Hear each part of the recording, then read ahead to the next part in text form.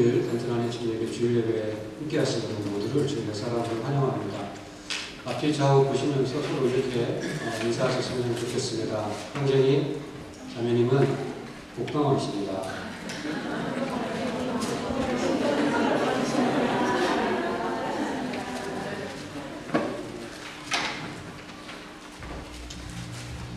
오늘 우리 예배에 함께 계신 두 분 계셔서 소개합니다.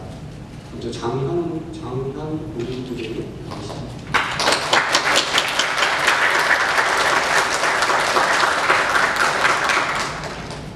최성원 형제님이 밑으로 다시 돌아오셨습니다. 이번에는 쭉 계시다.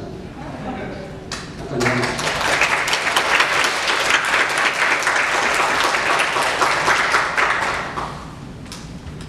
제가 기도하고 말씀드리겠습니다.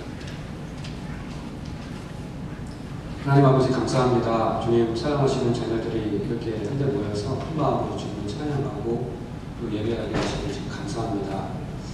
하나님 아버지 우리 마음 가운데 주님 함께하여 주시고 역사하여 주셔서 주님 조금 전에 성가대가 하나님께 우리들의 찬양처럼 우리 마음의 소원에 여전히 예수님 닮기 원하는 그런 마음 참 신자되기 원하는 그런 마음이 넘치게 하여 주시옵소서. 하나님 아버지 세상에서 살아갈 동안 끝까지 하나님께 영광을 돌리며 하나님을 기쁘시게 하는 자녀들 될 수 있도록 주님 축복하여 주시옵소서. 하나님 아버지 부족한 자의 입술이지만 주님 입술을 사용하사 하나님의 말씀을 들려주시옵소서. 성령께서 역사하셔서 그들의 마음 가운데 지금 이 시간 하나님께서 각자에게 들려주기 원하시는 메시지를 들려주시옵소서. 주님 감사합니다. 예수님의 이름으로 기도했습니다. 아멘. 오늘 우리가 함께 보실 하나님의 말씀은 사도행전 28장 1절부터 10절입니다. 사도행전 28장 1절부터 10절까지 저와 여러분이 한 절씩 번갈아 가면서 읽겠습니다. 사도행전 28장 1절입니다. 우리가 구조된 후에 앉을 그 성은 멜리데라 하더라.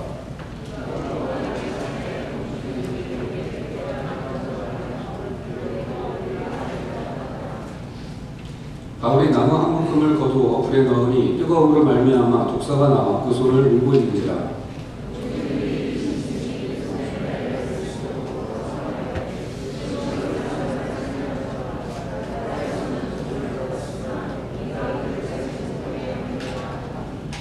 바울이 그 짐승을 불에 떨어 버리매 조금도 상함이 없더라.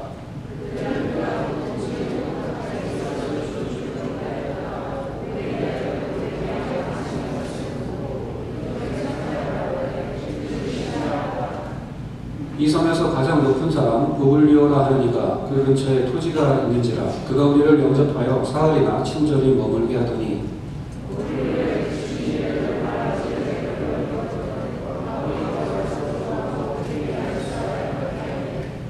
이러므로 섬 가운데 다른 병든 사람들이 와서 고침을 받고 후한 일로 우리를 대접하고 떠날 때에 있을 것을 배에 실었더라.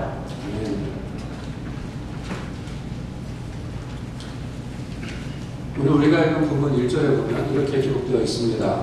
우리가 구조된 후에 앉을 그 성은 멜리데라 하더라. 여기 나오는 멜리데는 영어로는 몰타입니다. 스펠링은 M-A-L-T-A, 말타인데 영국 식민지였던 영향으로 영어권에서는 말타가 아니라 몰타라고 불려진답니다. 이탈리아 시실리 섬 남쪽에 위치한 이 섬은 현재 몰타 공화국을 이루고 있는 6개의 섬 중 하나입니다. 바울이 어떻게 이 멜리데 섬까지 오게 되었는지 그 이전의 스토리를 짧게 말씀드리겠습니다. 세 번째 선교여행을 마친 바울은 이방인 교회들이 예루살렘 교회를 위해 모금한 구제 헌금을 가지고 다른 형제들과 함께 예루살렘으로 돌아옵니다. 하지만 바울과 그가 전하는 복음을 반대하는 유대인들이 그를 고발하는 바람에 그는 어쩔 수 없이 로마 황제 가이사에게 상소합니다. 바울이 로마 군인들과 함께 배를 타고 로마로 압송되어 가는 중에 지중해에서 큰 풍랑을 만납니다. 2주 동안 풍랑에 시달리다가 난파되기 직전 가까스로 육지를 만나 그에 올라 목숨을 구했는데 그곳이 바로 오늘 사건의 배경인 멜리데 섬입니다. 우리는 오늘 읽은 본문과 바로 그 직전 사건들을 통해서 하나님이 바울과 함께 하셨다는 여러 가지 증거들을 보게 됩니다. 죄수의 신분으로 배에 올라 2주 동안 극심한 풍랑에 시달리다 배가 난파되어 몰사하기 직전 가까스로 구조된 바울을 한번 생각해 보십시오.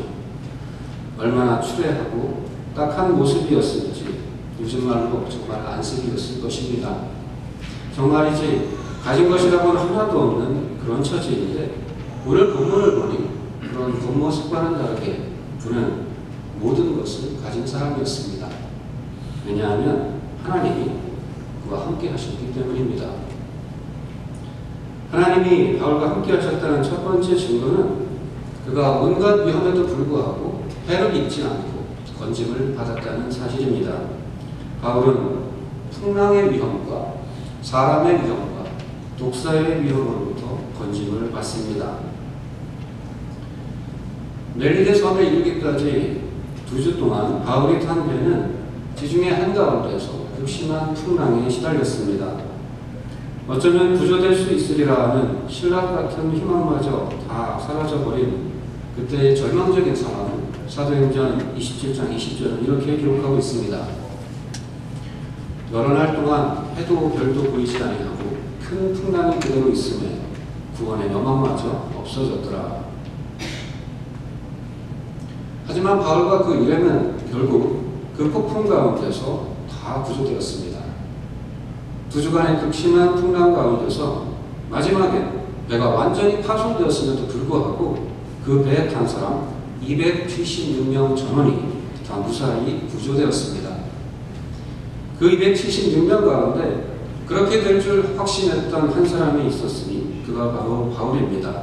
그는 여전히 폭풍이 휘몰아치던 어느 날 절망 가운데 있는 모든 사람 앞에 서서 이렇게 이야기합니다. 이제는 안심하라. 너희 중 아무도 생명에는 아무런 손상이 없겠고 오직 배뿐이리라. 하나님의 사자가 어젯밤에 내 곁에 서서 말하되 바울아 두려워하지 말라. 네가 가이사 앞에 서야 하겠고 또 하나님께서 너와 함께 항해하는 자를 다 내게 주셨다 하였으니 그러므로 여러분이여 안심하라. 나는 내게 말씀하신 그대로 되리라고 하나님을 믿노라. 하나님께서 풍랑의 위험으로부터 바울과 그 일행을 건지심으로 당신이 바울과 함께 하심을 드러내신 것입니다. 풍랑의 위험으로부터 구조되기 직전 바울은 또 한 번 생명의 위기를 맞습니다. 이번에는 풍랑이 아니라 사람으로부터 온 위험이었습니다. 멜리데 섬 연안으로 배를 진입하는 중에 문제가 생겼습니다. 모든 짐들을 버려 배를 가볍게 했지만 결국 두 바닷물살이 만나는 곳에 생긴 모래 언덕에 배가 걸린 것입니다. 뱃머리는 땅에 박혀 움직이지 않고 선 위는 뒤에서 때리는 파도 물살에 파손되기 시작했습니다.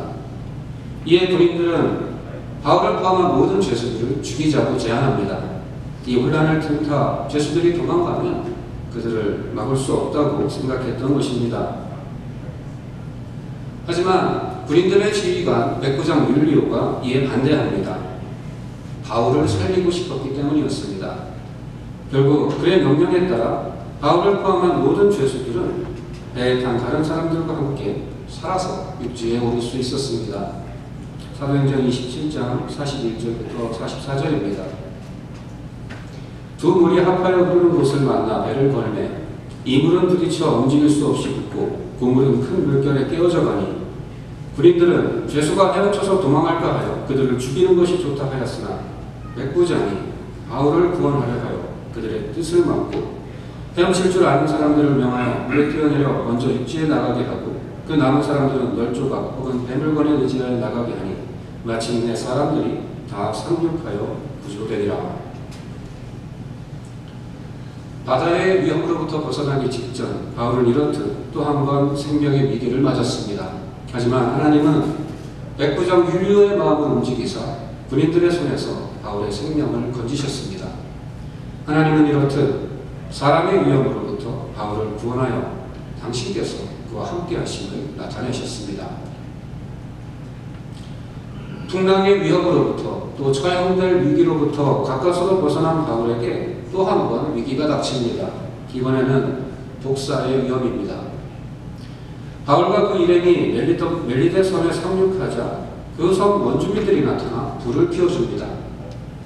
새벽의 찬 공기에 안 그래도 물에 흠뻑 젖어 있는데 비까지 내려 온몸을 덜덜 떨고 있었을 조난자들을 그들이 불쌍히 여긴 것입니다.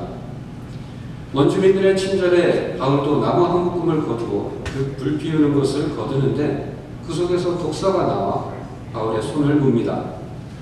바울이 바로 독사를 떨어버렸지만 이미 물린 다음입니다. 그것을 본 원주민들은 이 지독히 재수없는 사람을 보며 이렇게 생각합니다. 이 사람은 살인자임에 분명하다. 그렇지 않다면 바다에서 간신히 구조되어 나오자마자 이렇듯 독사에게 물려 죽을 수 있겠는가. 정의의 신 디케가 끝까지 그를 쫓아 그 죄값을 치르게 하는 것 아닌가. 그런데 바울이 죽지 않는 겁니다. 심지어는 물린 데가 부어오르지조차 않습니다. 방금 전까지 그를 살인자가 생각했던 원주민들은 이를 놀라워하며 자기들끼리 이렇게 수군거립니다. 사도행전 28장 6절입니다. 그가 붙든지 혹은 갑자기 쓰러져 죽을 줄로 기다렸다가 오래 기다려도 그에게 아무 이상이 없음을 보고 돌이켜 생각하여 말하되 그를 신이라 하더라. 하지만 우리는 알고 있습니다. 독사에 물렸음에도 불구하고 죽음이 바울을 삼키지 못한 것은 그가 신이기 때문이 아니라 살아계신 하나님께서 그와 함께 하셨기 때문임을 말입니다. 하나님이 바울과 함께 하셨다는 첫 번째 증거는 그가 온갖 위험에도 불구하고 해를 입지 않고 건짐을 받았다는 사실이었습니다. 이제 하나님이 바울과 함께 하셨다는 두 번째 증거를 찾아볼 차례입니다. 하나님이 그와 함께 하셨다는 또 하나의 증거는 바울이 사람들로부터 입은 호의와 동정에서 나타납니다. 오늘 본문은 멜리데 주민들의 특별한 친절로 채워져 있습니다. 이 본문의 제목을 친절한 금자씨가 아니라 친절한 멜리데 사람들이라고 불러도 될 정도입니다. 하지만 멜리데 사람들의 특별한 친절 이전에 바울은 이미 백부장 율리오의 자비를 입은 바 있습니다. 좀 전에 보았듯 군인들이 죄수들을 다 죽이려고 할 때 백부장이 반대했기 때문에 바울이 살 수 있었습니다. 백부장이 군인들의 제안에 반대했던 이유가 무엇이었는지 성경은 이렇게 기록하고 있습니다. 백부장이 바울을 구원하려 하여 그 뜻을 막고 하나님은 바울로 하여금 백부장의 긍휼을 잊게 하시도록 바울의 목숨을 건지셨습니다. 이제 멜리데 사람들의 친절을 살펴볼 차례입니다. 첫째로 멜리데 사람들은 조난자들이 상륙했을 때 추위에 떨고 있는 그들을 위해 그들을 불쌍히 여겨 불까지 피워주며 그들을 영접했습니다. 이때 바울과 함께 있었던 사도행전의 작가 누가는 그날을 회상하며 멜리데 사람들의 이 친절을 특별한 동정이었다고 이야기합니다. 오늘 본문 2절입니다. 비가 오고 날이 차매 원주민들이 우리에게 특별한 동정을 하여 불을 피워 우리를 다 영접하더라. 멜리데 사람들의 친절 제2탄은 그 섬의 최고 지도자 보블리오라는 사람에게서 보게 됩니다. 그는 바울을 포함한 조난자들에게 자기 집을 오픈하여 사흘 동안이나 숙식을 제공합니다. 오늘 본문 7절입니다. 이 섬에서 가장 높은 사람 보블리오라 하는 이가 그 근처에 토지가 있는지라 그가 우리를 영접하여 사흘이나 친절히 머물게 하더니. 친절한 멜리데 사람들 제3탄은 오늘 본문 마지막 절에 기록되어 있습니다. 그들은 바울과 그 일행이 그 섬에서 겨울을 나는 3개월 동안 부족함 없이 그들을 대접합니다. 그것도 모자라 3개월이 지나고 바울 일행이 그 섬을 떠날 때 남은 항해 동안 쓸 것까지 그 배에 실어다 줍니다. 10절입니다. 후한 예로 우리를 대접하고 떠날 때 우리 쓸 것을 배에 실었더라. 멜리데 사람들의 이 자비와 친절을 어떻게 설명해야 할까요? 물론 이제 보게 될 바울의 치유 사역도 분명 그들의 마음을 움직인 이유 중에 하나일 것입니다. 하지만 그것만으로는 다 설명되지 않는 무언가가 있습니다. 사도행전의 저자 누가가 오늘 본문 2절에서 말한 것처럼 그들의 넘치는 동정심과 친절과 호의에는 무언가 특별한 것이 있습니다. 그 특별함의 배후에는 분명 바울을 위하여 그들의 마음을 움직이신 하나님의 역사가 있었을 것이라고 저는 믿어 의심치 않습니다. 그 옛날 느헤미야가 제국의 황제 앞에 서기 전에 기도했을 때 하나님이 그 기도에 응답하신 것처럼 하나님은 당신의 선하신 뜻과 당신의 백성을 위하여 능히 그렇게 역사하실 수 있는 분이기 때문입니다. 느헤미야 1장 11절부터 느헤미야 1장 11절과 2장 8절 말씀입니다. 주여 보아오니 오늘 종이 형통하여 이 사람 앞에서 은혜를 입게 하옵소서 하였더니 내 하나님의 선한 손이 나를 도우심으로 왕이 허락하고. 하나님이 바울과 함께 하셨다는 세 번째이자 가장 명백한 증거는 하나님께서 바울의 손을 통해 일으키신 치유의 역사입니다. 하나님은 그 표적과 기사로 당신께서 바울과 함께 하심을 드러내셨습니다. 첫 번째 치유의 역사는 멜리데 섬의 최고 통치자 보블리오의 집에서 일어납니다. 바울은 열병과 이질로 누워있는 보블리오의 부친을 기도하고 안수함으로 낫게 합니다. 본문 8절입니다. 보블리오의 부친이 열병과 이질에 걸려 누워있거늘 바울이 들어가서 기도하고 그에게 안수하여 낫게 하네. 이 놀라운 일이 입소문을 타고 삽시간에 그 섬 전체에 퍼집니다. 집집마다 사람들이 병자들을 데리고 바울에게 몰려옵니다. 그리고 바울은 보블리오의 부친이 나은 것이 우연이 아님을 보여주듯 그 모든 병자를 낫게 합니다. 9절입니다. 이러므로 섬 가운데 다른 병든 사람들이 와서 고침을 받고. 하나님은 바울의 기도와 그 손을 통해 병든 자를 낫게 하심으로 당신께서 그와 함께 하심을 증거하셨습니다. 바울이 독사에게 물렸음에도 해를 입지 않고 그의 손으로 병든 자를 고친 일은 승천하시기 전 주님이 그 제자들에게 하신 약속을 상기시킵니다. 마가복음 16장 17절과 18절입니다. 믿는 자들에게 이런 표적이 따르리니 곧 그들이 내 이름으로 귀신을 쫓아내며 새 방언을 말하며 뱀을 집어 올리며 무슨 독을 마실지라도 해를 받지 아니하며 병든 사람에게 손을 얹은즉 나으리라 하시더라. 어떻게 이런 일이 가능한가? 우리는 이어지는 구절에서 그 답을 듣게 됩니다. 제자들이 나가 두루 전파할세 주께서 함께 역사하사 그 따르는 표적으로 말씀을 확실히 증언하시니라. 주께서 함께 역사하사, 바로 이 말이 핵심입니다. 하나님이 하신 것입니다. 바울과 함께 하신 하나님께서 역사하신 것입니다. 이제 오늘 본문이 상기시키는 또 다른 주님의 약속 한 가지를 짚어보고 설교를 마무리하려고 합니다. 그 약속은 바로 하나님의 사람을 선대하는 이에게 하나님께서는 반드시 상을 베푸신다는 것입니다. 저는 조금 전에 멜리데 주민들의 동정심과 친절조차도 하나님이 역사하신 결과라고 말씀드렸습니다.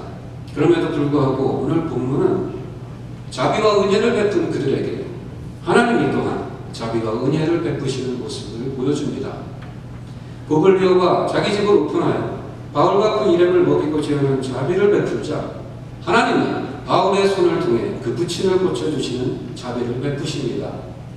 멜리데 주민들이 주위에 떨고 있는 바울과 그 일행에게 불을 피워주고 영접하는 그 은혜를 베풀자 하나님이 바울의 손을 통해 그 가족 중에 병든 자들을 다 고쳐주시는 은혜를 베푸십니다.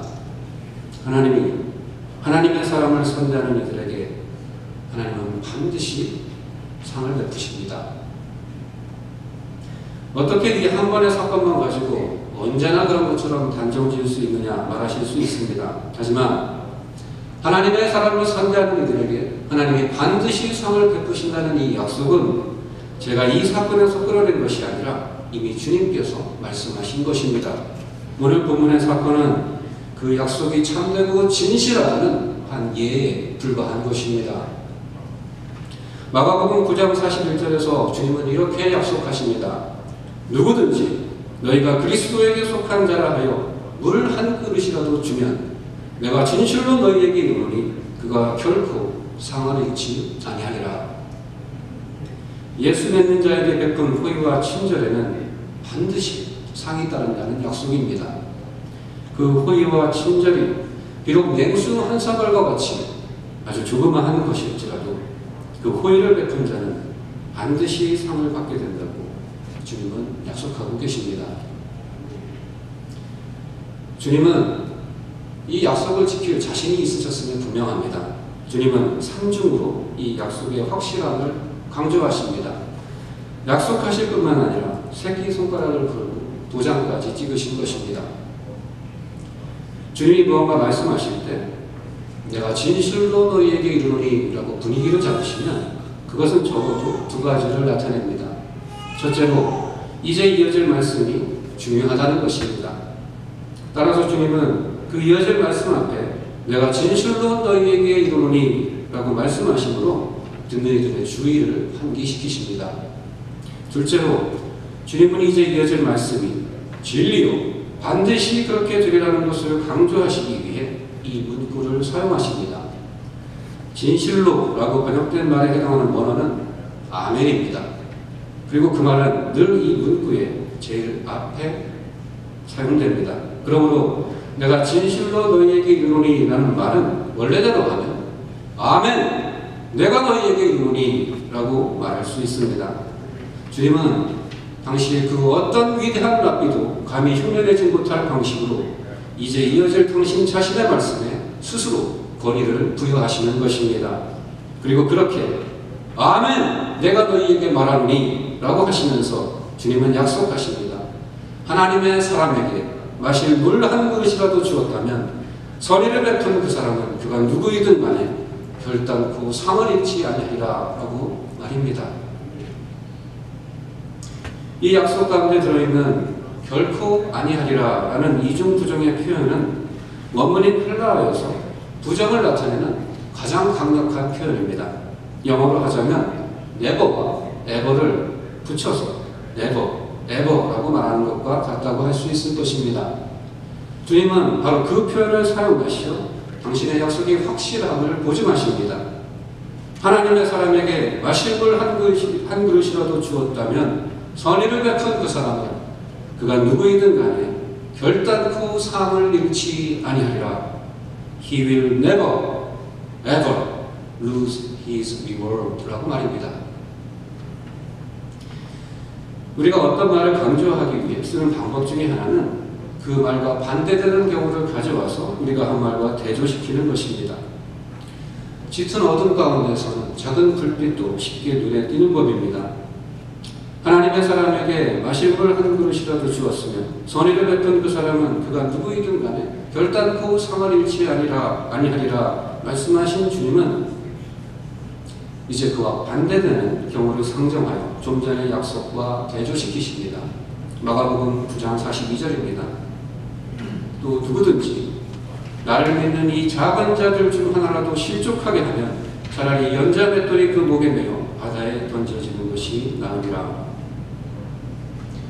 주님은 그저 나를 믿는 자들을 실족하게 하면 이라고 말씀하시지 않고 분명 단어 하나하나에 힘을 주어 이렇게 말씀하셨을 것입니다. 또 누구든지 그가 평민이든지 총독이든지 황제이든지 재벌이든지 나를 믿지 않는 자이든지 나를 믿는다고 하는 자이든지 나를 믿는 이 작은 자들 중 하나라도 실족하게 하면 그 사람은 차라리 연자 맷돌이 그 목에 매어 바다에 던져지는 것이 나으니라. 주님은 이렇게 대조를 통해 다시 한번 당신께서 하신 약속을 강조하십니다. 누구든지 나를 믿는 이 작은 자들 중 하나에게 마실 물 한 그릇이라도 주면 아멘 내가 너희에게 이르노니 그가 결코 상을 잃지 아니하리라. 하나님의 사람에게 베푼 자비와 친절과 호의는 하나님이 결코 잊지 않으십니다. 그 호의가 정말 아무것도 아닌 것이라 할지라도 그저 물 한 그릇 입지라도 말입니다. 그리고 이제 정말 중요한 말씀을 여러분께 드리려 하는데, 그것은 바로 여러분 곁에 있는 사람들, 그리고 그 중에서도 특히 여러분이 마음속으로 얕잡아보고 무시하는, 하찮게 여기는 바로 그 사람이 여기서 주님이 말씀하시는 나를 믿는 이 작은 자들 중 하나라는 것입니다. 사랑하는 성도 여러분, 그 어떤 이유라 할지라도 예수님과 하나님 자녀된 사람들을 무시하지 마십시오. 여러분이 그렇게 보는 이유가 그 사람의 실력 때문이든 경제적 형편 때문이든 집안이나 가문 때문이든 상관없습니다.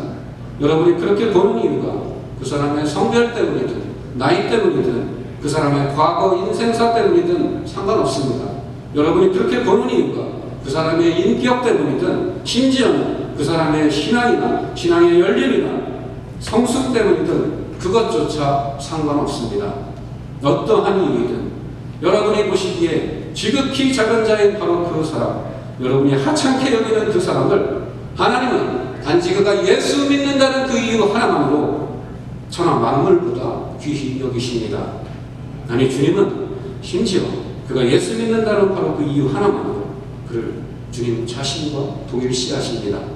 마태복음 25장 40절에서 장차 심판주로 오실 주님은 이렇게 말씀하십니다. 아멘. 내가 너희에게 이르노니 너희가 여기 내 형제 중에 지극히 작은 자 하나에게 한 것이 곧 내게 한 것이니라.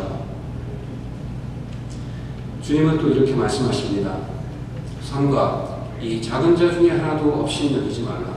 너희에게 말하노니 그들의 천사들이 하늘에서 하늘에 계신 내 아버지의 얼굴을 항상 배우느니라. 여러분이 그 어떤 이유로든 예수 믿는 여러분의 형제 자매 중 한 사람을 마음으로 업신여겼다면 그 죄를 깨닫는 즉시 하나님께 나아가 회개하시기 바랍니다.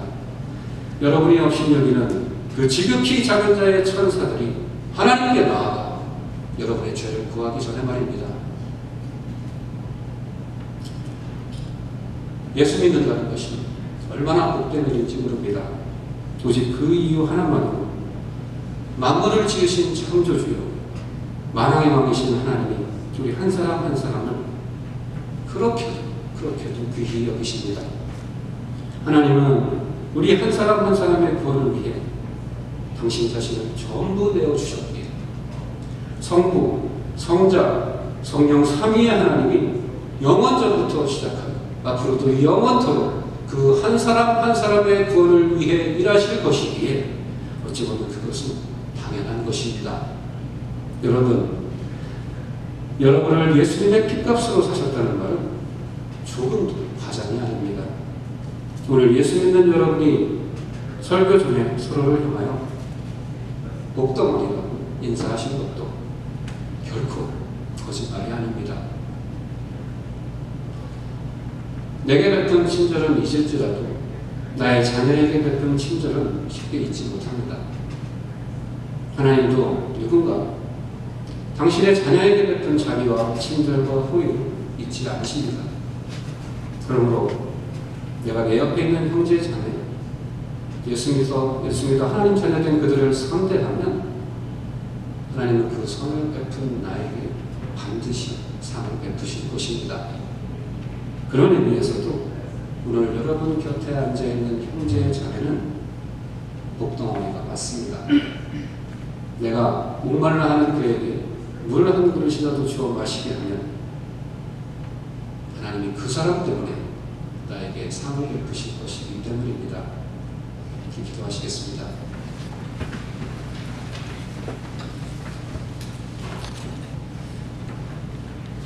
이 시간 우리 잠깐 동안 함께 기도했으면 좋겠습니다.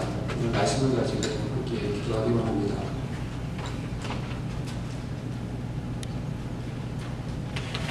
여러분 중에 누군가 여러분의 처한 상황과 환경으로 인해 혹은 다른 사람으로 인해 마음이 힘들고 어려우시다면 기억하시기 바랍니다. 여러분이 예수 믿는다는 그 한 가지 이유만으로 하나님은 천한 만물보다 여러분을 더 귀히